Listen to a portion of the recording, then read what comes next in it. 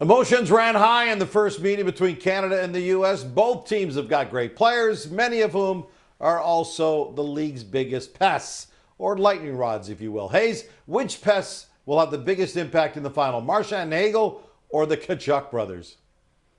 I have to go with the Tkachuk brothers here, guys. I mean, I think this whole tournament has been about those two brothers coming to the forefront of hockey, especially in the United States, but obviously also up here in Canada. We're well aware of Brady in Ottawa, Matthew when he was in Calgary, but the two of them are also in their prime, and they're going to play a lot of minutes. Right, you mentioned Marchand. He's not in his prime anymore. I don't know how many minutes he has left in him for this big game on Thursday night. Hagel's a guy that's likely on your third or fourth line. Again, may not get enough opportunity, Bruce, to truly have an impact the way the Tkachuk brothers will. Also, this is on American soil. They were hyped on Canadian soil. Wait until they get into Boston. I think the anthem is going to be electric. I expect the atmosphere to be crazy. And I think American hockey fans are focused on these two brothers.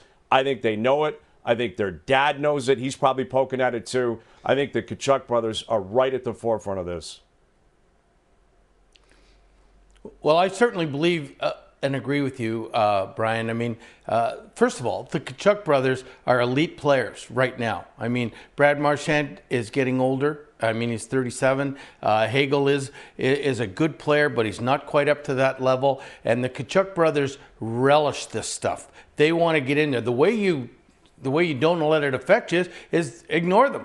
I mean, they're going to hit you. They're going to hit you dirty. They're going to give you a jab, but they want you to fight back with them. So, I mean, if you remember 2 years ago in the playoffs, I mean, in the third round, Tkachuk, before he got hurt, was trying everything to get people going, and they wouldn't do it. And so he became sort of non-existent in there. Brady's the same way. He's a young kid. This is his first real go at sort of playoff type hockey. I think he will be over exuberant and take penalties if you ignore him. Let him do it. I think if you're Brad Marchand, you can still get away with on stop plays being a little bit of sticking and everything else. I think Hagel's going to play the game. He wants to stay on the ice. And I mean, I think the referees will clamp down on it early, especially if there's no fighting in the first 9 seconds. I think they'll clamp down on it early because they're not going to want to let this game,